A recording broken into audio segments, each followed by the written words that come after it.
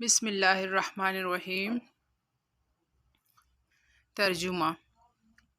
سورۃ النحل کا ترجمہ۔ اللہ تعالیٰ عدل کا، بلائی کا اور قرابت داروں کے ساتھ سلوک کرنے کا حکم دیتا ہے اور بے حیائی کے کاموں سے، ناشائستہ حرکتوں اور ظلم و زیادتی سے روکتا ہے۔ وہ خود تمہیں نصیحتیں کر رہا ہے کہ تم نصیحت حاصل کر لو۔ حدیث نمبر 1۔ حدیث نمبر 1 کا عربی۔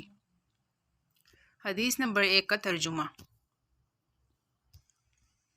حضرت ابو ہریرہ رضی اللہ تعالیٰ عنہ سے روایت ہے، نبی صلی اللہ علیہ وآلہ وسلم نے فرمایا، جب تم میں سے کوئی نیند سے بیدار ہو تو اپنا ہاتھ وضو کے پانی میں ڈالے حتیٰ کہ اسے 3 دفعہ دھو لے، کیونکہ تم میں سے کوئی نہیں جانتا کہ اس کے ہاتھ نے رات کہاں گزاری ہے، رات بھر کہاں کہاں لگتا رہا ہے۔